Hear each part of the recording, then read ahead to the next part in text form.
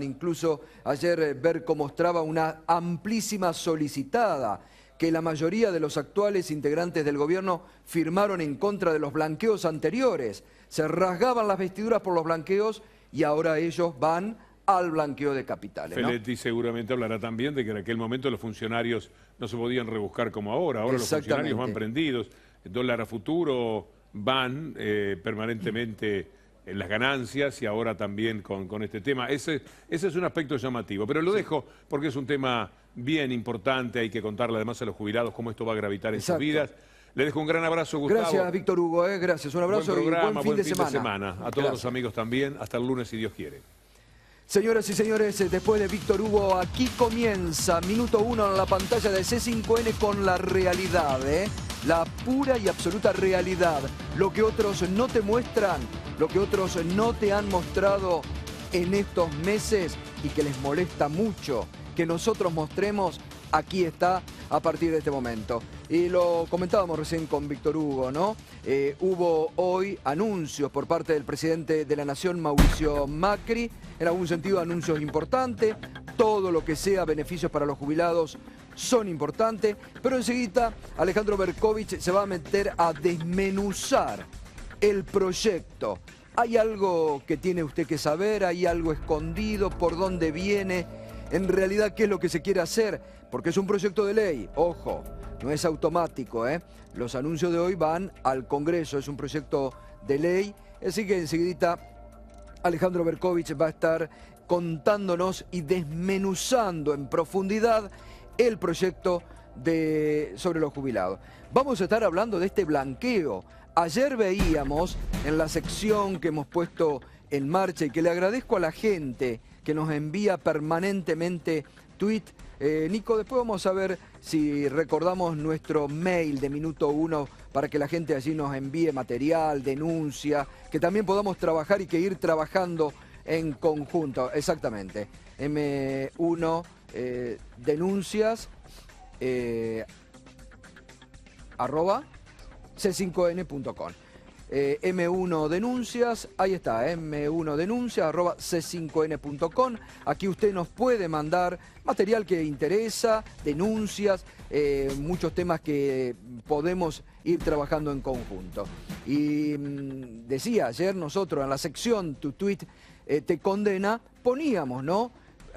Sin ir más lejos, al actual ministro de Hacienda, Alfonso Prat-Gay, que en muchas oportunidades, en forma irónica, se manifestaba en contra de los blanqueos a los que había convocado el gobierno anterior. Hoy, Alfonso Prat-Gay anunció el blanqueo. Ni que hablar de Laurita Alonso, ¿no? Las cosas que decía sobre el blanqueo. Bueno, funcionaria ahora de este actual gobierno. Y Alberto Abad, el actual titular de la AFIP, que era uno de los más encarnizados opositores a cualquier tipo de blanqueo, hoy acompañando también al blanqueo. Por eso yo siempre digo, los dirigentes políticos no solamente se tienen que cuidar de lo que escriben en Twitter, sino de no escupir para arriba porque a veces les cae encima, se les vuelve en contra. Bien, vamos a estar hablando también enseguidita de la convocatoria que han hecho las dos CTA, la de Pablo Micheli y la de Hugo Yasky, a una gran movilización para el próximo jueves 2 de junio. Gran movilización que convocan las CTA, algo que de la CGT, ni Moyano, ni Caló, ni Barrio Nuevo se han animado a hacer, porque no quieren pelearse con el gobierno en el momento en que están negociando los aportes de las obras sociales.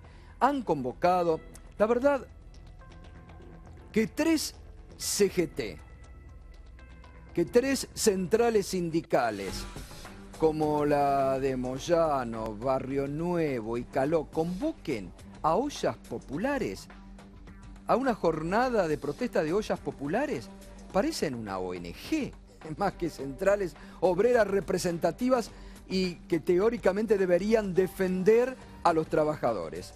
Al margen, que ayer lo decíamos, que Moyano, creo que en estos meses nunca ha mencionado la palabra despidos, nunca se solidarizó contra los despedidos del Estado.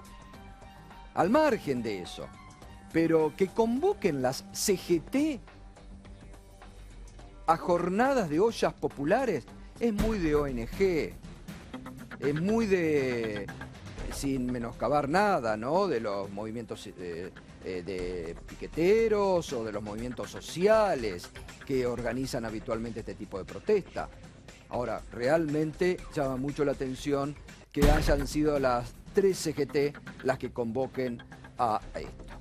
Y tenemos muchos temas para conversar, muchos temas para conversar, porque ha sido un día cargado de información. Vamos a detenernos y vamos a ir desmenuzando un poco en lo que hoy el presidente de la Nación, Mauricio Macri, cuando anunciaba el blanqueo, cuando anunciaba las medidas para los jubilados, hacía una convocatoria sobre el tema del blanqueo. Mire lo que decía. Digamos, hacia adelante con esta propuesta, en la cual también le permite a aquellos que más tienen ponerse al día y resolver una situación, porque también el mundo avanza, la tecnología avanza, entonces ya no hay más lugar para esconder cosas como en el pasado. Que hay miles de millones de dólares de argentinos que están en el exterior, que se lo llevaron porque no confiaron en el Estado. Y por eso los invitamos a hacer un sinceramiento fiscal, a repatriar estos fondos, como lo impulsa, lo promociona, lo estimula a que se haga desde los principales organismos internacionales, la OCDE, la ONU, el Banco Mundial. Bueno, es Mauricio Macri, presidente de la Nación, pidiendo que repatrien el dinero que está afuera. Ahora, un día después que el presidente se conoció a través de la declaración, confirmó que tiene una cuenta en Bahamas de 18 millones de pesos. Entonces, acá uno se para un minuto y se pone a analizar. ¿Desde qué autoridad moral el presidente puede criticar o convocar a los argentinos? Nosotros lo hemos dicho en más de una oportunidad, obviamente. Pero el presidente, que un día antes había declarado tener una cuenta en Bahamas, que muchos... A ver, vamos a recordar, ¿qué dijo Marcos Peña cuando estalló el tema de los Panama Papers y de las cuentas offshore, donde los argentinos nos enteramos que el presidente de la Nación tenía sociedades no declaradas offshore en el exterior? ¿Qué decía Marcos Peña ese día? Sí, es importante aclarar que, porque ha habido mucha confusión en la información por ahí, lo que se dice es que el presidente no tiene ni cuentas ni activos no declarados ni en Panamá ni en otro lugar. El presidente no tiene ni cuentas ni activos no declarados ni en Panamá ni en otro lugar. Digamos, él tiene declaraciones juradas hace muchos años. Él es absolutamente transparente respecto a su patrimonio, una enorme tranquilidad de que no hay nada que ocultar, y por supuesto daremos la poca información, porque no es mucha la información que se puede dar de algo que no tiene ningún contenido, a la Oficina Anticorrupción, absolutamente nada no declarado que tenía que ser declarado. ¿Y cómo queda ahora el jefe de gabinete? Dice, el presidente no tiene cuentas en el exterior, no tiene nada que no haya declarado. Y ahora el propio presidente declara la cuenta en Bahamas, sede de los paraísos fiscales. Está siendo investigado este tema con los Panama Papers, con las sociedades offshore, que tampoco había declarado en su momento. Esta derivación de fondos que el presidente hizo llamativamente de Suiza, Estados Unidos, a Bahamas. Entonces, ¿qué es lo que pasa? Ayer lo decíamos aquí, la declaración del presidente Macri sobre bienes, las cuentas, el valor declarado ahora de las acciones, que él en algún momento dijo que eran un valor simbólico, le había puesto de 1 centavo, creo, y que ahora les había puesto valor real en sociedades, había sorprendido a muchos funcionarios del gobierno, Incluso esto hoy lo cuenta Clarín. Muchos funcionarios sorprendidos por la declaración jurada de Macri. Me imagino que el primer sorprendido habrá sido el jefe de gabinete Marcos Peña, que públicamente dijo en conferencia de prensa esto, que el presidente no tenía cuentas no declaradas en el exterior. Y ahora aparece la cuenta en Bahamas. Bueno, muy bien. Alfonso Prat-Gay, que antes negaba el blanqueo, hoy anunció el blanqueo, entre otras cosas decía lo siguiente. Esta es la primera vez que se premia a los que siempre estuvieron al día. A diferencia de otros blanqueos, en este caso nosotros vamos a cobrar un impuesto muy alto, que es un impuesto del 10% durante los primeros meses, pidiéndole a los que están fuera del circuito que hagan su aporte, porque si no, a partir de enero vamos a ir a buscarlo. Pero hay cosas que no podemos calcular, por ejemplo la plata escondida. Si algún funcionario quiere aprovechar esta oportunidad, después tendrá que explicarle a la sociedad cómo fue que se multiplicó su patrimonio. Así que todo es transparente. Hubo medidas que tuvimos que tomar no por deseo, sino por obligación, por necesidad, porque si no las tomábamos, bueno, como dijo el presidente ayer, volcábamos, nos transformábamos en Venezuela. Hubo medidas que tuvimos que tomar porque si no las tomábamos, nos transformábamos en Venezuela. Dijimos que el primer semestre del año iba a ser complicado, siempre dijimos que la cosa iba a mejorar en el segundo semestre, seguimos confiando porque estamos haciendo lo que hay que hacer y bueno, cuando me pregunte dentro de 6 meses la situación va a ser diferente.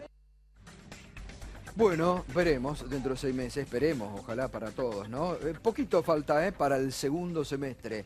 La tierra prometida. En pocos días ya estamos en el segundo semestre. Blanqueo, ¿con qué expectativas, Berco, arranca? Bueno, al principio las estimaciones oficiales hablaban de 60.000 millones de dólares, que es una enormidad. Vos imaginate que según los datos oficiales del INDEC hay unos 200.000 millones de dólares de argentinos en el exterior.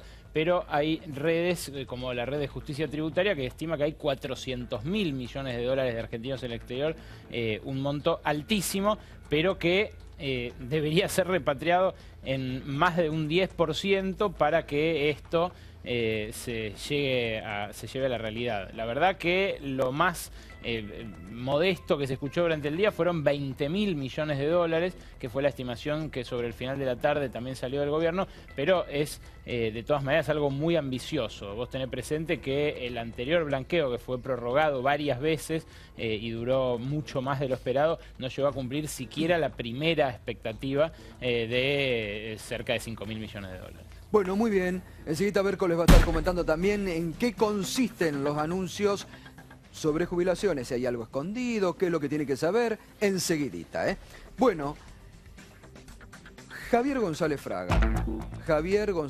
expresidente del Banco Central en la época de Menem, después candidato al radicalismo, ¿fue a presidente o a vicepresidente? Creo que a vice. Vice. Acompañando a Roberto Labaña, ¿verdad? Sí. No me acuerdo, Sí, en alguna de las fórmulas. Vice. Candidato, o al Ricardo Alfonsín, me parece, sí, en algún momento de la fórmula. Claro, Ricardo, acompañando a Ricardo Alfonsín, ex candidato a vicepresidente del radicalismo. Pero tiene dos discípulos que hoy tienen puestos muy importantes. Claro. Uno es Alfonso Prat-Gay. Exactamente. Y el otro es Martín Lustó, embajador en Estados Unidos. Exactamente. Son, bien lo marca Berco, discípulos, ¿no? Por eso hay en el pensamiento de Javier González Fraga una línea que lo une mucho al pensamiento ciertamente elitista que tiene el ministro de Hacienda, Alfonso Prat-Gay. Y realmente quiero que escuche primero lo de González Fraga de hoy, quiero que escuche y después lo analizamos. La reactivación, donde la vamos a disfrutar todos, viene el año que viene, pero esto es algo que es inevitable. Las cosas no se pueden hacer como uno querría, y menos después de 12 años donde se ha invertido mal, se alentó el sobreconsumo, se atrasaron las tarifas y se atrasaron el tipo de cambio, donde le hiciste creer a un empleado medio de que su sueldo medio servía para comprar celulares, plasmas, autos, motos e irse al exterior, porque eso tuvo una ilusión, eso no era normal, no era sostenible, usemos la palabra sostenible. Eso entonces ahora tiene que basarse en mayor productividad, en exportaciones, en ser más productivo, todo eso va a llevar tiempo. Estamos sincerando la economía para que en lugar de tener una burbuja de crecimiento que alimente proyectos populistas, tengamos décadas de crecimiento para que la Argentina vuelva a los niveles que nunca debería haber abandonado en el ranking internacional, donde le hiciste creer a un empleado medio de que su sueldo medio servía para comprar celulares, plasmas, autos, motos e irse al exterior. Es increíble. Es increíble. Pensar que hay muchos funcionarios del gobierno que piensan como Javier González Fraga. Entre ellos, el ministro de Hacienda, que ha tenido pensamientos elitistas discriminatorios y despectivos hacia muchos argentinos, como cuando habló de la grasa militante que sobraba en el Estado, cuando habló, por ejemplo, de los provincianos. Atención, ¿se acuerdan cuando dijo no vaya a hacer cosa que dentro de algunos años venga un santiagueño? Y ahora Javier González Fraga. En forma, le faltó decir, lo único que le faltó decir ahí estuvo, creo, a poco de decir, bueno, estos negritos que ascendieron, que pudieron comprarse, viajar al exterior, que anduvieron derrochando las bonanzas del populismo. No, ahora todo se ubica, ahora volvemos algunos solos, algunos pocos. Vamos a poder disfrutar de las bondades del... Me parece que es eso, no sé cómo lo entienden ustedes. Sí, además pone en un lugar a la Argentina que es un lugar extraño, porque es como una entelequia que está escindida de su gente. O sea, la gente que habita en el país no merece pasarla bien. Solo es importante que la Argentina esté primera, segunda, tercera, cuarta o décima en el ranking de las naciones. ¿Qué noción de redistribución tiene Javier González Fraga? No, ninguna. Berco. Ninguna. Yo disiento un poco con ustedes. Yo creo que, por supuesto, los trabajadores... ¿Vos pensás como Javier González Fraga? Sí, claramente. No, porque creo que no hay blancos y negros en todo. Creo que... ¿No te llama la atención lo que acaba de decir? Sí, me llama muchísimo la atención. Dejémoslo desarrollar. Lo que quiero decir es que me parece que los trabajadores, esto lo decía Roberto Pianelli, el secretario general del Subte, en el año 2002. Decía, los trabajadores no tienen por qué vivir solamente para comer y alimentar a su familia. Tienen que poder ir al cine, comprarse televisores, salir a pasear, salir a cenar. Pero lo que yo creo es que se terminaron comprando plasmas y celulares porque no se pudieron comprar una casa en los últimos años. Muchos se pudieron comprar casa, Berco. Algunos también. sí y otros no. Muchos Entonces, pudieron tener la casa. Lo que sí también. creo Es como ver la mitad del vaso vacío. Bueno, siempre poner el acento en la mitad del vaso vacío, perdón, digamos. Pensé que me habían pedido mi opinión. Bueno, pero podemos discutirla o sí, tu opinión es el altar, estás en el altar. Pará, Mariano, Lo que yo estoy diciendo es que me parece que el hiperconsumismo que hubo en los últimos años tuvo que ver con el problema que tuvo la clase media y trabajadora para acceder a su única forma de capitalizarse, que es una casa, un departamento. Entonces, efectivamente se compró muchas teles, celulares, algunos viajaron, se endeudaron con tarjeta y todo, pero al final de la historia, cuando viene un gobierno conservador que le va a recortar el poder adquisitivo, no se capitalizó. Eso es lo que creo yo. Sí, no se capitalizó, pero ahora se van a caer muchos. Sí. Muchos se van a caer. Por supuesto. Es decir, a mí me parece muy discriminatorio el pensamiento. A mí me parece que lo único que le faltó decir a Javier González Fraga es todo eso que pudieron hacer no les correspondía y ahora vamos a volver nosotros a ocupar ese rol. Es la crudeza del economista académico que vive en su torre de cristal, es ¿Vos cierto. no pensás en eso. esto que como que hay una mirada en donde la Argentina es algo que está escindido de la gente que habita el país? O sea que no hay es una mirada técnica pero completamente desposeída de la importancia de que la gente la pase más o menos bien, Sí, por lo menos sí. la gente más desprotegida. Sí, ¿Qué piensa Nicolás del Caño, que lo veo que está ahí, que quiere decir algo? No seas larguero, por favor.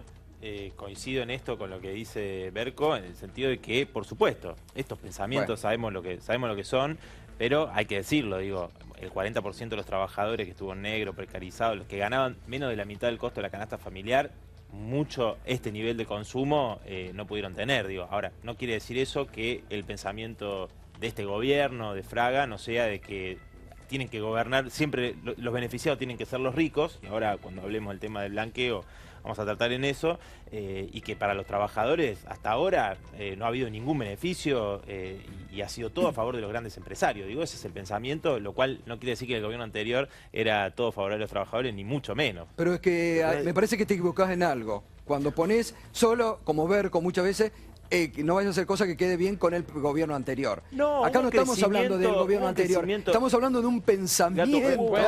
Me sorprende que vos digas que está bien lo de Javier González Fraga. El pensamiento Nicolás, fue claro, digo, me sorprende. el pensamiento fue claro. Durante los 12 años de kirchnerismo se la llevaron en pala, como dijo la propia expresidenta, a los grandes empresarios, y la clase trabajadora no cambió significativamente su nivel de vida. A ver, no debatamos porque después ampliamos. Estamos en la presentación. Solo quiero una opinión cortita. Roberto. Los conservadores piensan eso. Cuando al pueblo le va bien, dice que ese no es el orden natural de las cosas y que hay que cambiar. Ellos quiebran el país, cada 5 años van y lo quiebran. Lo endeudan y lo quiebran. Como lo quebraron en el 89, como lo quebraron en el 95, lo quebraron en el 2001, lo quiebran. 12 años, nunca pasó. Y la gente se expandió y vivió mejor. Entonces los conservadores dicen eso y la izquierda los avala, porque les conviene que no haya movimientos populares. Bueno, Jorge Donofrio. Hay un común denominador que usan todos los funcionarios, que es sinceramiento. Sí. Yo lo interpreto jódanse. Lo que viene, se achicó, no hay más para nadie. Esto me parece que es lo que tenemos por delante. Lo que sí me tiene un poco cansado este gobierno, que no se pone bien el traje que se tiene que poner. Lo manda a decir a González Fraga, que está fuera del gobierno, lo manda al provocador de Durán Barba, la manda a Carrió también a decir otras cosas. ¿Por qué no dicen las cosas como son? A ver, es más, si lo hubiesen dicho en campaña, obviamente no hubiesen ganado. Di Marcio. No, en la misma dirección. Yo creo que lo importante es desnudar el pensamiento, que lo hacen en este caso a través de González Fraga, pero es el pensamiento que tiene, o sea, un país concentrado con la riqueza en pocas manos y millones de trabajadores desprotegidos de cualquier sistema de dignidad y avanzar sobre ese proceso. Lo que me extraña, sí, obviamente, que Nicolás plantea una cosa así, en este caso, un contrapunto a favor, en este caso es lo que dice González Fraga, y me parece que el acento hay que ponerlo ahí, el acento hay que ponerlo ahí, de cuál es el modelo económico que quieren aplicar, y lo dicen crudamente, justificar lo que dice González Fraga, es lo que dice el vicepresidente de Bolivia, la izquierda cafetín, y está bárbaro. Bueno, después sigan planteándolo. Después debatimos, después de Nicolás Bueno, vamos a recordar algunas cuestiones del pensamiento de Javier González Fraga anterior también. A ver, vamos a recordarlo. ¿Esto se soluciona bien o se soluciona mal? O el solucionarse mal es dejar que el mercado lo solucione. Y ahí, ojo, porque si esto viene con un golpe de devaluación e inflación, que es la manera de bajar el gasto público de una manera torpe y violenta, viene una oleada de pobreza. Con un golpe de devaluación e inflación, que es la manera de bajar el gasto público de una manera torpe y violenta, viene una oleada de pobreza que puede llegar a complicarnos políticamente, además de ser tremendamente injusta e inmoral. La dirigencia, tanto la que está en el gobierno como la que estamos en la oposición, la responsabilidad de encontrar una solución que no pase por provocar una nueva oleada de pobreza en este país. Y habría que evitar tener que transcurrir por una devaluación y un golpe de inflación como política de ajuste. Bueno, allí estaba el pensamiento, muchas veces cambiante, algunas veces para un lado, otras veces para el otro, ¿no? Reiteramos, fue candidato a vicepresidente, compañero de fórmula de Ricardo Alfonsín por la Unión Cívica Radical. Ahora está mucho más cerca del pensamiento de uno de sus discípulos, el ministro de Hacienda, Alfonso Prat Gay. Bueno, hoy las dos CTA, la de Hugo Yasky y la de Pablo Micheli, convocaron a una movilización para el próximo 2 de junio en contra del veto y por reivindicaciones sociales y económicas contra el gobierno de Macri. La CGT tiene una lectura equivocada de la situación. Está haciendo una lectura incorrecta de cuál es el pensamiento de los trabajadores en este momento en las distintas fábricas. Está haciendo una caracterización equivocada cuando dice que no hay consenso para un paro. Nosotros creemos que hay consenso y que sería contundente. No vamos a juzgar lo que han resuelto nuestros compañeros de la CGT. ¿Por qué no lo vamos a hacer? Porque no queremos romper la posibilidad de que en este país, que va a ser empujado a crisis todavía peores que las que hoy estamos viviendo, no tengamos la alternativa de convocar juntos a enfrentar estas políticas. Nosotros nos comprometimos en una tribuna frente a más de 300.000 trabajadoras y trabajadores el 29 de abril a que si había veto a la ley iba a haber una respuesta contundente. Intentamos por todos los medios llegar a que las 5 centrales juntas, así como hicimos lo del 29 de abril, pudiéramos repetir un paro nacional que era la medida que correspondía, la medida contundente a esta falta de respeto, a esta actitud prepotente que ha tenido el presidente, no solo de vetar la ley, sino de ir a anunciar este veto nada más ni nada menos que en Cresta Roja. ¿Cuándo hubo más razones en la Argentina para hacer un paro nacional que este momento que estamos atravesando? Bueno, allí recordando muy bien Pablo Micheli el compromiso que habían asumido en la multitudinaria marcha del 29 de abril, ¿no? Cuando incluso Moyano largó una de sus habituales bravuconadas diciendo que, desafiando al presidente, no en ese acto, pero sí antes, desafiando al presidente que si tenía huevos vete, el presidente vetó y Moyano se guardó. Esa es la realidad. Y recordaba a Pablo Micheli justamente, ¿no?, el compromiso que habían asumido. Atención, porque por más que Yasky lo haya dicho, no me vamos a pelear, pero ojo que esto empieza a dividir nuevamente la posibilidad de unión de los 5, Los 3 están ahí, Caló, Barrio Nuevo y Moyano, con el tema de las obras sociales, están negocian con el gobierno. Ahora, las 2 CTA que van, ellas camino a la unidad de una CTA, atención que en el camino pueden quedar ellos todavía como una sola central obrera y no ir, porque las divergencias, las planteaba Micheli muy bien, las divergencias hoy por hoy, y son sustanciales realmente. Otra vez se han bifurcado los caminos, pareciera, ¿no? Por un lado negocian, vaya a saber qué, algunos dicen solo la caja, la obra social, las CTA, y llamó la atención esta también las posturas de Caló, de Barrio Nuevo y Moyano, y el sector más combativo de Micheli y Yasky, que anuncian esta movilización para el próximo 2 de junio. Bueno, hoy sobre este tema también habló el dirigente Luis Delia, y dijo lo siguiente sobre las CGT. Las organizaciones, hoy vivimos lo que vive el conjunto del pueblo argentino, ¿no?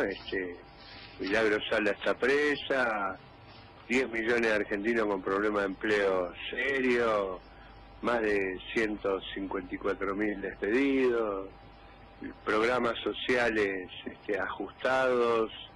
O sea, cada vez que recortan algo en el Estado, en realidad le recortan algún derecho a los pobres de nuestro país. Es sorprendente que el mismo día que se abrazan con el gobierno macrista sale Ciro Navarro a decir que el liderazgo de Cristina Fernández de Kirchner ha concluido y que es necesario pensar en otros liderazgos.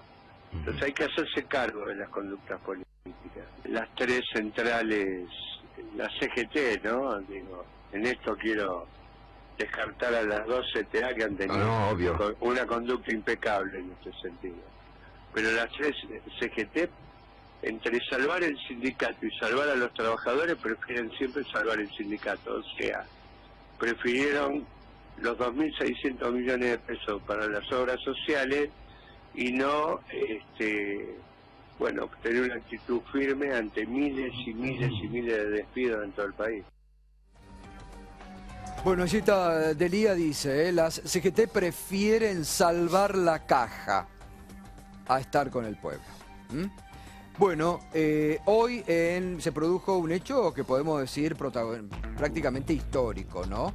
Eve de Bonafini, que en su momento había tenido palabras muy duras, primero contra Bergoglio, después contra el Papa Francisco, fue recibida por el Papa Francisco. 1 hora estuvieron a solas Eve de Bonafini y el Papa Francisco. 1 hora estuvieron, y donde la propia Eve de Bonafini dijo que le había pedido perdón al Papa por la forma en que ella se había expresado, su pensamiento.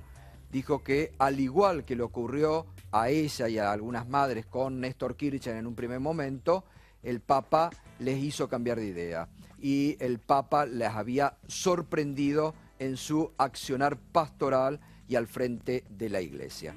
Sin lugar a dudas, es para el momento que vive la Argentina, para el momento de las relaciones entre el Vaticano y el Estado argentino, que pasan por un momento de mucha frialdad, que el Papa haya recibido a Eve de Bonafini, a la titular de las Madres de Plaza de Mayo, también en este, como siempre decimos, Papa de los gestos, también tiene algún gesto, ¿no? 1 hora estuvieron reunidos, donde entre otras cosas, bueno, Eve Bonafini dijo que al Papa le dolía la Argentina y muchas cosas que se reservó para su comentario. Y que producto de esto, de esta foto, que ahora se produce, pero que anteriormente había sido anunciada, desde el gobierno, desde algunos sectores del gobierno y de los aliados a Cambiemos, lanzaron una ofensiva furibunda, tremenda, contra el Papa Francisco, porque recibía a Ebe de Bonafini. Bueno, y otro tema para cerrar esto, y ya venimos con Alejandro Berkovich, que nos va a explicar el proyecto para los jubilados, que interesa a usted y a muchos. Quiero detenerme solamente un minuto, porque la dirigencia política de este país, en los últimos años, la dirigencia mediática también, se rasgó mucho las vestiduras sobre supuestos ataques a la justicia, a la independencia judicial, que se quería obrar sobre los jueces.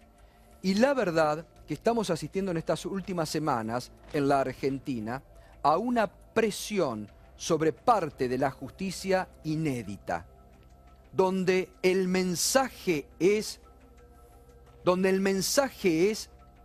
atención, porque hay que tener mucho cuidado y mucha precaución, donde el mensaje es desde un sector del propio Poder Judicial a los jueces, desde sectores mediáticos y sectores políticos, no importan las pruebas, no importa que haya pruebas, tienen que accionar.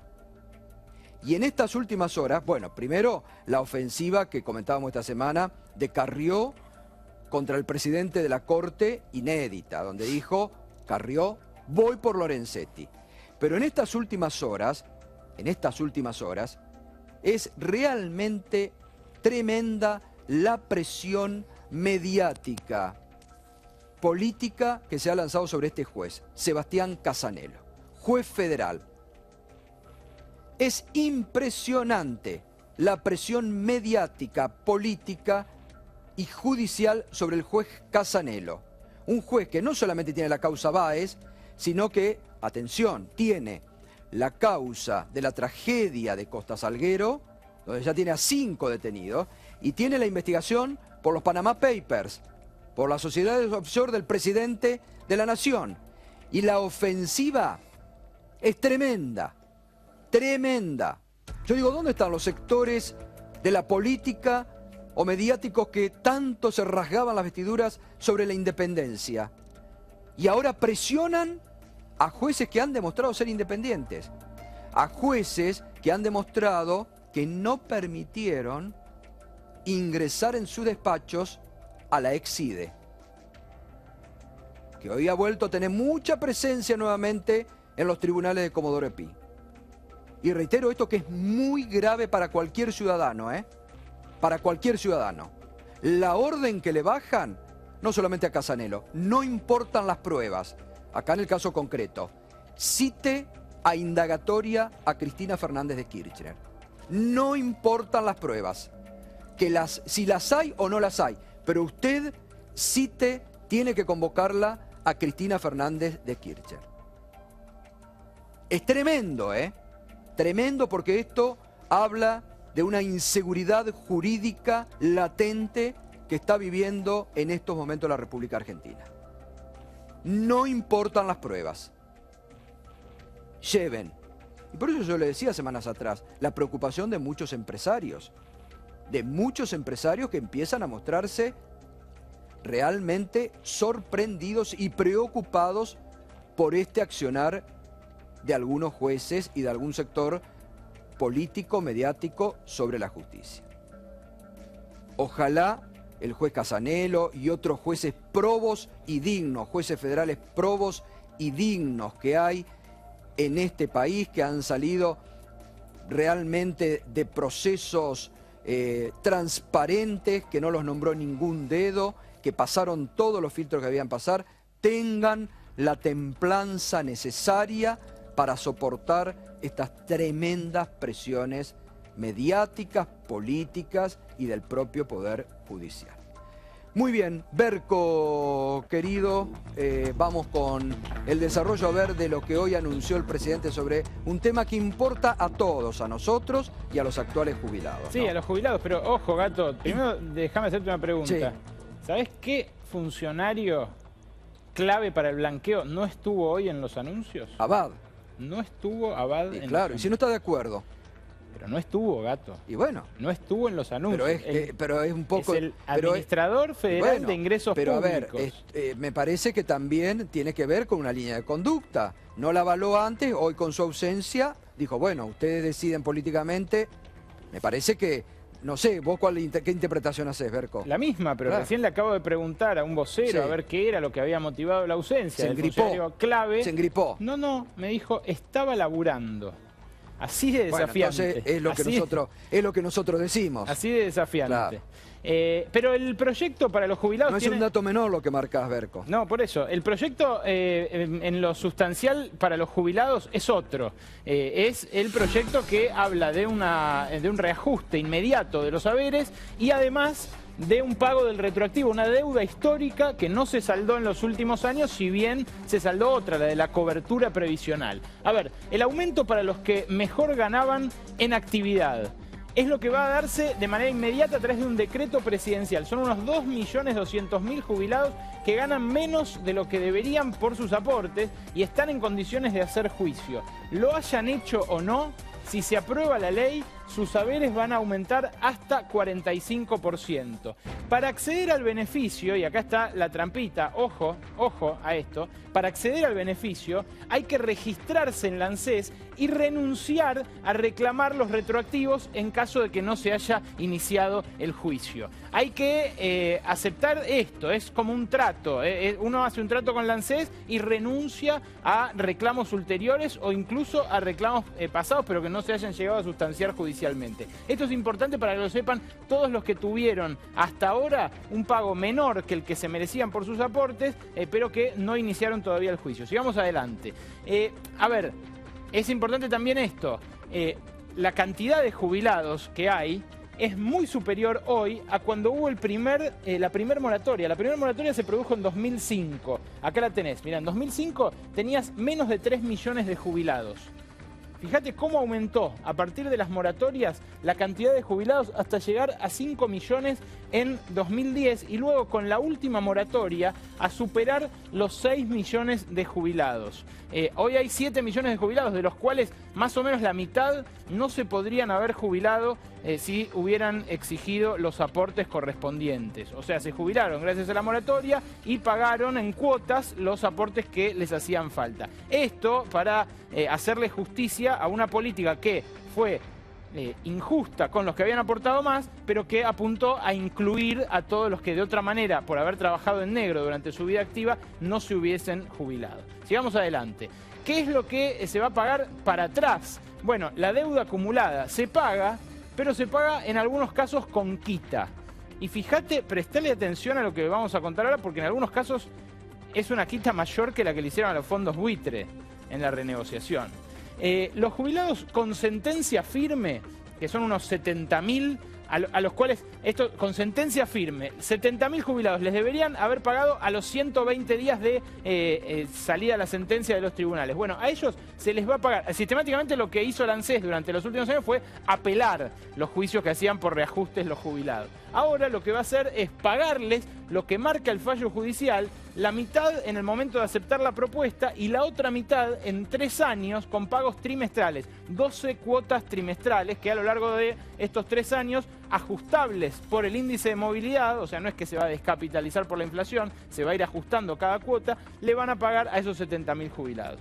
Los jubilados con juicio iniciado pero sin sentencia, ojo, hay un caso particular acá arriba, los que ya tuvieron sentencia firme pero fallecieron, el pago entra en la sucesión. Los sucesores, los herederos pueden reclamarlo como parte de la sucesión. Los que hayan hecho juicio y lo tengan iniciado pero no tengan sentencia, que son unos 300.000, lo que van a cobrar es el 50% al contado y el resto en 3 años, también indexado, pero con un tope. Y acá está la quita que es mayor que la que le hicieron a los fondos buitre. Se les va a reconocer solamente 4 años, mírame acá, 4 años del total de años reclamados, por lo cual la quita puede llegar a la mitad de lo que habían reclamado, puede llegar al 50% del juicio que habían hecho originalmente y de la plata que pensaban cobrar. Estamos hablando de montos entre 100 y 500.000 pesos, para que ustedes se den una idea, los que cada jubilado con juicio por reajuste esperaba cobrar al final de ese juicio.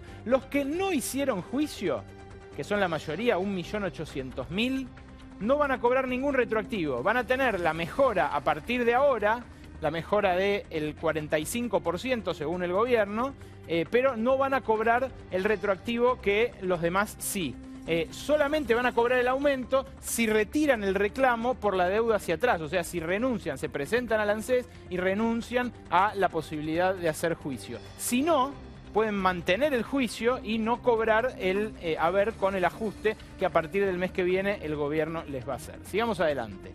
¿Cuál es la diferencia, además, sustancial en esta reforma jubilatoria que planteó el macrismo, que planteó el nuevo gobierno? Bueno, la diferencia es que en vez de moratoria va a haber una pensión universal para la tercera edad, para la vejez. ¿Cómo va a ser? Bueno, si no tiene los aportes, el trabajador se jubila igual al cumplir la edad reglamentaria, 60 mujeres, 65 varones. No está en discusión el límite de edad jubilatoria, según insistieron hoy desde el gobierno. Van a formar incluso una comisión para la reforma, pero no está en debate la edad jubilatoria. Mucha gente estaba preocupada por eso. Bueno, al llegar a la edad se van a jubilar.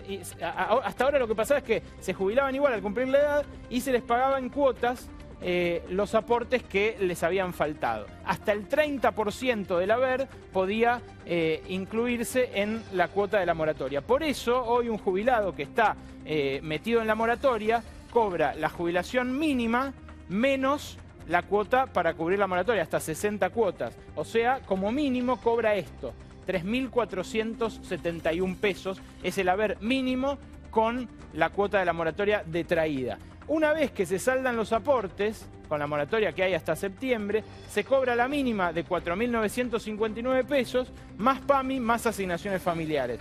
Con las moratorias que hubo desde 2007, la cobertura, fíjate cómo subió la cobertura de los que tienen la edad de jubilar. ¿Cuántos de los que tienen la edad de jubilar cobran? Estaba en el 65% y llegó, ahí lo tenés, al 97%. Casi el 100% de los que están en edad de jubilarse hoy cobran un haber. El haber mínimo menos la moratoria. ¿Cómo va a ser ahora? Va a cambiar, va a haber una pensión universal para la vejez. El nuevo régimen lo que dice es que el 100% de los que cumplen la edad van a poder acceder a la pensión mínima sin moratoria, sin que haga falta que alguien declare una moratoria, y si no le alcanzan los aportes, lo que va a cobrar es el 80% del haber mínimo, que es 3.967 pesos. Esta va a ser la nueva pensión universal para los que no tengan aportes, o sea, menos que la mínima actual. Pero, si se fijan, es parecida la situación al de quien entraba en la moratoria y cobraba la mínima menos la cuota de la moratoria. Puede seguir trabajando hasta cubrir los aportes y jubilarse luego, sí, con la mínima que hoy está en 4.959. Sigamos adelante. Este cambio va a dar que hablar en el Congreso, obviamente, porque, bueno, algunos van a decir le están bajando el 20% la jubilación mínima a los que no tienen aportes. A ver, ¿liquidan el fondo de los jubilados? Esto es lo importante a la hora de ver cómo se va a cubrir este costo. Todas las cosas que tienen que ver con jubilaciones son muy costosas en términos fiscales y por eso los gobiernos suelen patearlas para el que viene. Hoy en Argentina, para darles una idea, después de la moratoria lo que tenemos es más o menos un trabajador activo por cada jubilado que cobra un haber. Y para que un sistema de reparto de solidaridad intergeneracional funcione, tiene que haber más o menos 3 trabajadores activos por cada trabajador retirado, por cada jubilado. Para lograr eso, para lograr equilibrar esto, primero es difícil por el envejecimiento de la población, pero además hay que generar empleo en blanco. Ese es el gran desafío, no endeudarse. Si no, esto va a seguir funcionando, va a funcionar, va a ser sustentable en tanto en cuanto se pueda seguir endeudando el Estado y se pueda seguir endeudando el ANSES. Pero hoy lo que dijo Prat Gay es que no hace falta liquidar el Fondo de Garantía de Sustentabilidad, la famosa plata de los jubilados, esos 100.000 millones de pesos que heredaron de las AFJP en 2008 y que hoy son 750.000 millones de pesos. Bueno, dijo Prat Gay que no van a vender esas acciones. Pero por la noche, otras fuentes no lo descartaron. Dijo también, Berco, discúlpame, sí. Prat Gay dijo, En este momento, este momento. Por eso. La verdad que el fondo este de los jubilados, el Fondo de Garantía de Sustentabilidad, se usó en los últimos años muchísimo para otros fines. Uno de ellos fue el Procrear. Se usó para apalancar otros planes del gobierno anterior que, según el gobierno anterior, lo que hacían era generar más empleo en blanco y de esa manera financiar a la postre el propio sistema de reparto. Son formas de ver las cosas. Este gobierno las ve distinto. Este gobierno lo que dice es, esta plata hay que usarla ya para dársela a los jubilados de forma inmediata. El problema es que no sea sustentable y que el día de mañana digan hay que endeudarse o hay que bajar las jubilaciones o no se les puede pagar más a los que les tiene que pagar. Para vender las acciones que tiene el ANSES, esto es muy importante. Para vender las acciones que tiene el ANSES en 46 empresas tienen que conseguir o 2/3 del Congreso de ambas cámaras, porque hay una ley que las blindó especialmente, o sacar un DNU, un decreto de necesidad de urgencia, que sería muy pero muy polémico, porque sería la primera privatización de Macri por decreto de necesidad de urgencia. Esto todavía está en debate en el gobierno, porque justamente a lo que apelan es a financiar esto de los jubilados, no con la venta del Fondo de Garantía de Sustentabilidad, sino con lo que viene en la otra placa, el blanqueo. El famoso blanqueo de capitales, el blanqueo que viene con el combo.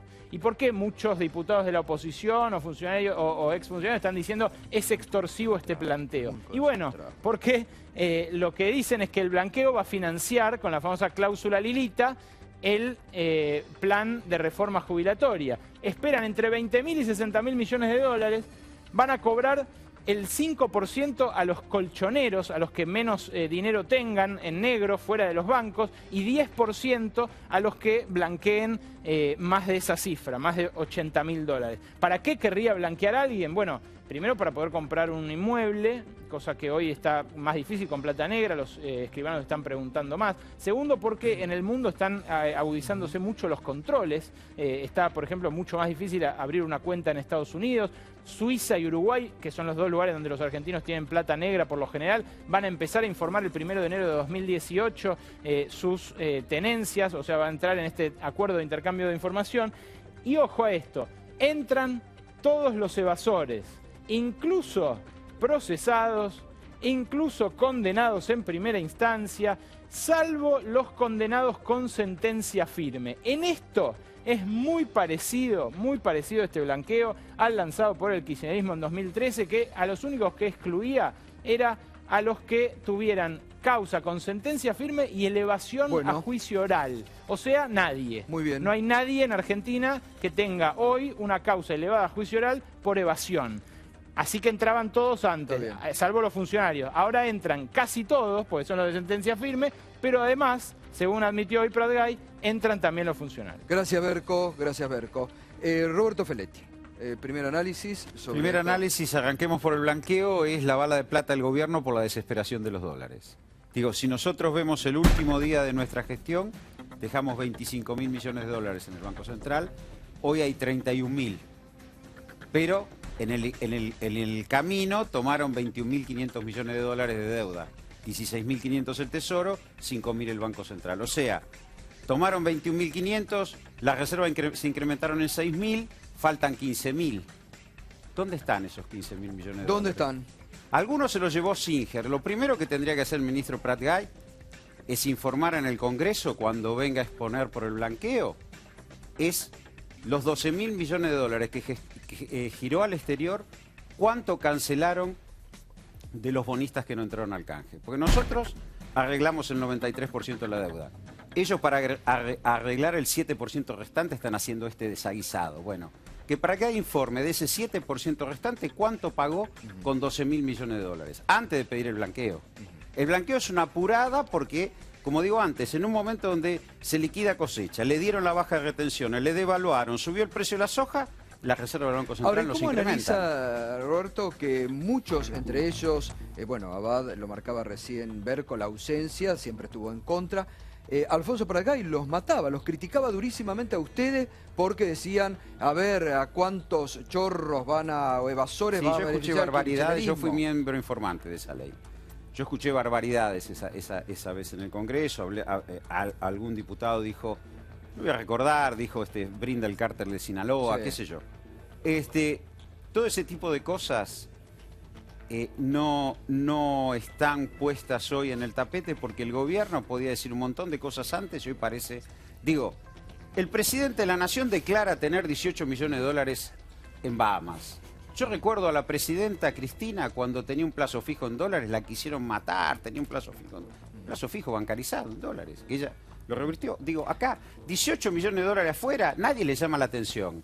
Se vulnera la presunción de inocencia. De pesos, claro. 18 millones de pesos. Bueno, 18 millones de pesos, pero digo, está afuera. Sí, sí. Bueno, nadie le llama la atención, está normal. Lo que digo es, hoy el gobierno tiene insustentabilidad macroeconómica. Tiene todos los componentes que llevaron a este país al crack. Endeudamiento externo, valorización financiera y una apertura importadora en ciernes. Entonces me parece que frente a eso estamos en un problema serio. Y decía Jorge al inicio que digan la verdad, que se muestren, que se pongan el verdadero traje. ¿Qué es lo que están escondiendo el gobierno?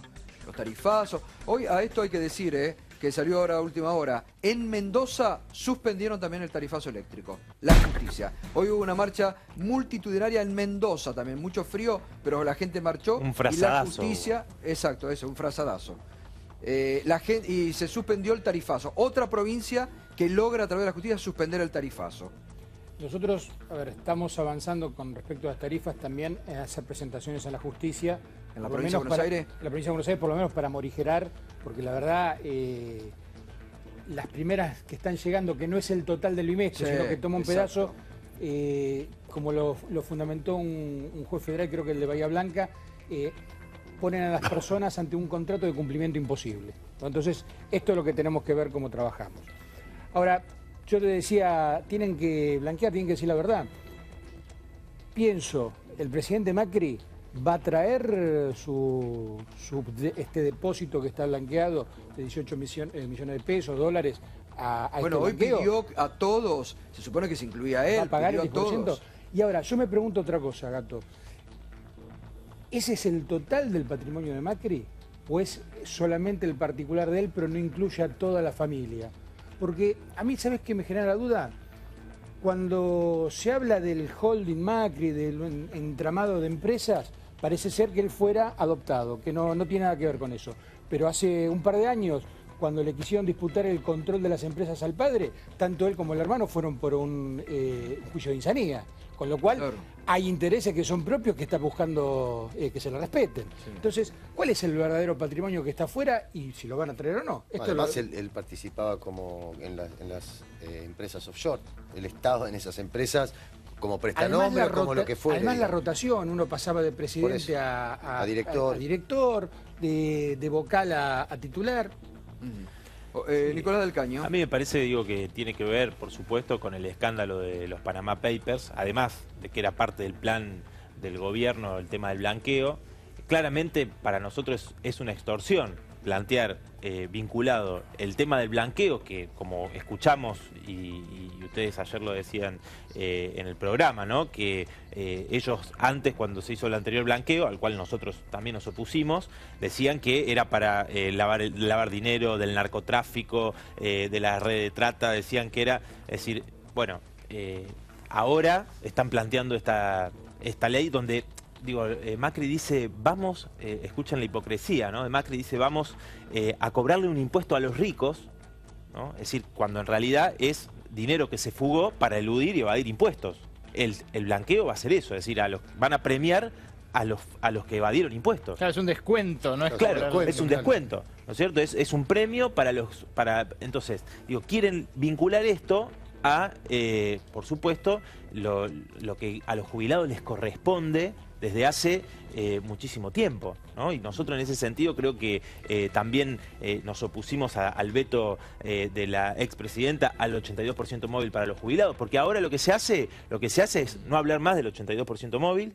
Esto lo explicaba recién Berco, el tema de la moratoria. Entonces nosotros creemos que hay que plantear las dos cosas por separado, por supuesto, que nosotros nos vamos a oponer a este chantaje que está haciendo el gobierno de Mauricio Macri. Di Marcio, hoy ustedes pidieron además esto, que lo último que contaba Berco, ¿no? Que no estén ni los funcionarios ni los que están procesados o imputados por evasión, ¿no? Porque sorprendió esto, ¿no? Sí, la verdad que funcionarios y familiares que se pueden sumar. Lo que nos preocupa, aparte de esto, es la situación que hablaban del segundo semestre, ya están hablando del año que viene.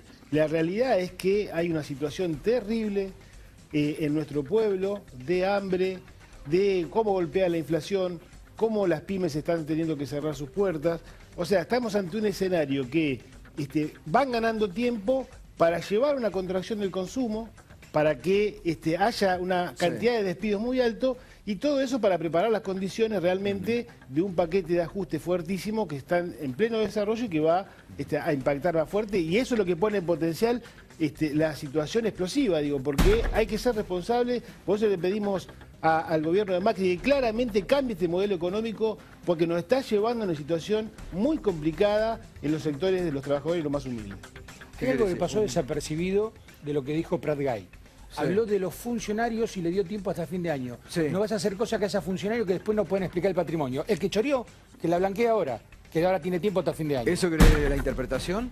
Pero si lo acaba de decir textualmente. Sí, lo que él dijo fue, después tendrán que dar explicaciones. ¿De dónde sacaron el patrimonio? ¿De dónde sacaron ese patrimonio? Y ahora la sociedad dijo.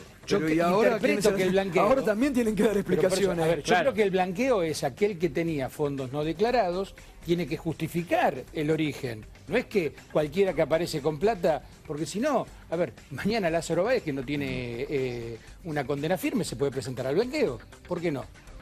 Sí, esa es una condición, digo, el tema de que no hay ninguna explicación. Y por otro lado, por ejemplo, en Brasil se va a cobrar un 30%.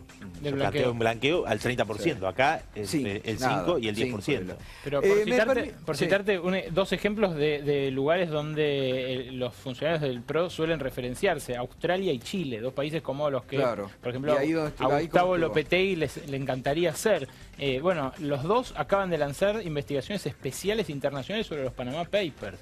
Tuvo que renunciar el presidente de Transparencia Chile porque tenía una cuenta offshore y en Australia están persiguiendo 800 que los tienen. Quiero decir, eso está siendo muy distinto tratado acá. Me interesa volver, porque estuvo muy interesante y también a veces hay que tener un poquito de debate de idea, a lo del inicio, ¿no? A lo que disparó Javier González Fraga. A ver si el productor ejecutivo me lo puede poner nuevamente en el aire. Vamos.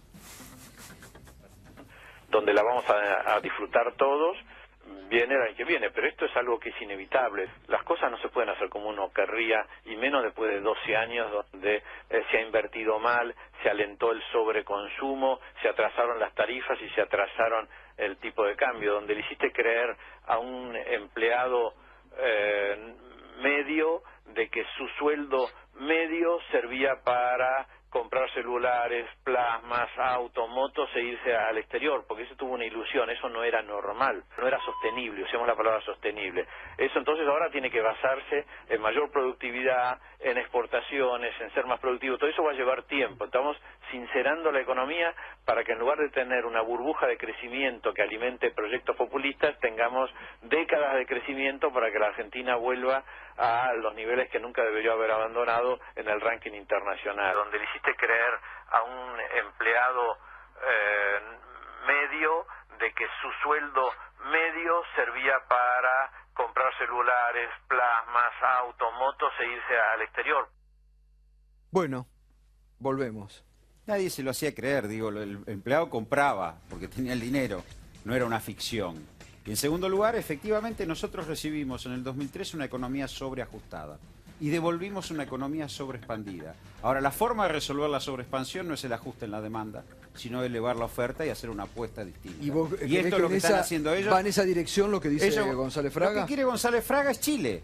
Es obreros que trabajen, o trabajadores en general, que trabajen, que reciban su sueldo, que puedan tener algún pequeño beneficio y listo. No que puedan acceder a la frontera del consumo. Nosotros hicimos hacer que los trabajadores accedieran a la frontera del consumo en este país. Y eso es maravilloso. Pero esto es importante, es interesante porque es bueno discutirlo incluso con algo de autocrítica para explicarse por qué perdieron las elecciones. Esa sobreexpansión ¿no se pudo haber evitado si hubiese habido sintonía fina desde 2011?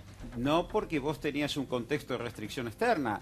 Nosotros no elegimos resolver la restricción externa con una devaluación, ni frenando políticas fiscales y monetarias expansivas. ¿Qué quiere decir sobreexpansión? Sobreexpansión es que vos tenías una fricción entre oferta y demanda, donde nosotros, en tres componentes de la demanda, que era el consumo, la inversión y las exportaciones, teníamos dos que estaban con problemas. Las exportaciones caían, los industriales por cantidad, Brasil no te compraba, y los primarios por precio. La inversión estaba en equilibrio, pero ahí, y nosotros apostamos firmemente al consumo. Fue la primera vez que frente a la falta de dólares en una economía un gobierno no ajusta. Y eso fue maravilloso. Roberto, en eso recordemos que en el 2014 se devaluó. Sí. Y yo recuerdo que Kicillof dijo, el mercado nos impuso una devaluación, dijo en ese momento. Es decir, se aplicó un ajuste, hubo despidos. Hubo despidos. Déjame que concluya con la idea. Déjame que concluya con la idea. No, pero me interesó, pensé que estaba haciendo una quiero ir a la actualidad, digo, porque vos mencionaste lo de los fondos buitres. El Frente para la Victoria, con mayoría en el Senado, aprobó la entrega de los fondos buitres. Yo le decía lo de Alicia Kirchner y el ajuste en Santa Cruz o en Tierra del Fuego. Para no hablar del pasado, si quieren hablamos de ahora. Digo, porque por supuesto, nosotros fuimos los primeros, desde el primer día, cuando Macri citó a todos los ex candidatos a presidente, nosotros dijimos, no vamos a ir a prestarnos a una foto para un consenso ajustador contra el pueblo. Y lo rechazamos, por supuesto. Ahora, Nicolás, que explique qué hizo con 12.000 millones de dólares. ¿A quién se los dio? Bueno, pero ¿por qué votaron ¿Arregló el ustedes en el Senado 7% teniendo o no? mayoría? ¿Por qué le dieron? Si ustedes lo podían rechazar en el Senado. Digo, Rosana Bertone es vicepresidenta quinta del Partido Justicialista y en Tierra del Fuego está reprimiendo a los trabajadores. Fueron a la casa, estuvieron, mirá, nosotros tenemos un programa en La Izquierda Diario TV. No nos vayamos de tema, estuvieron los trabajadores, no yo lo que le quiero decir Nicolás. es esto para que no hablemos solamente de, si querés podemos hacer un balance, nuestra oposición al kirchnerismo, etcétera, vos podés defender, pero ahora, ¿por qué están aplicando la ajuste en la provincia donde gobiernan y le dieron a los fondos buitres, votaron ustedes con mayoría? A ver, Jorge, ustedes votaron también a los fondos buitres que pide explicaciones ahí del Caño. Pero sí, por supuesto, a ver, no era para festejar cuando se votó, seguramente. Fue injusto, claro que fue injusto. Se pagó de más, pero había que hacerlo. Pero explíquele, que el ministro explique cómo pagó, nada más. Ahora, volviendo al pensamiento volvemos a un tema. Siempre volvemos a hablar del gobierno anterior. Sí. Maestro, pasaron 6 meses. Sí. Ya están en el gobierno, tienen que decir para dónde van. Y yo lo que veo es un dato de la realidad. 37,5% es la tasa que marca de interés el Banco Central. No hay actividad lícita en el mundo que permita una rentabilidad de ese tipo. ¿Cuál es el mensaje a todos los empresarios? Metan la plata en el banco, no produzcan. Están yendo y están buscando la paz del cementerio. El único problema es que en el cementerio no hay vida. Bueno, muchas gracias a todos. Realmente ha estado muy interesante hoy el debate, así que muchas gracias. Tenemos hoy Viernes de Rosca. Vamos. Viernes de Rosca. Al fin, comemos. Mucho... No, tenía ideas, Berco. Qué pedestre. Ya suspendí... suspendí el whisky. ¿Me invitan la cena? Si quieren quedarse, se pueden quedar. Ya suspendí el whisky para Hamilton, voy a suspender. Hoy vuelve el whisky, Voy a suspender. Pausa y Viernes de Rosca, hoy con datos muy interesantes. Quédate.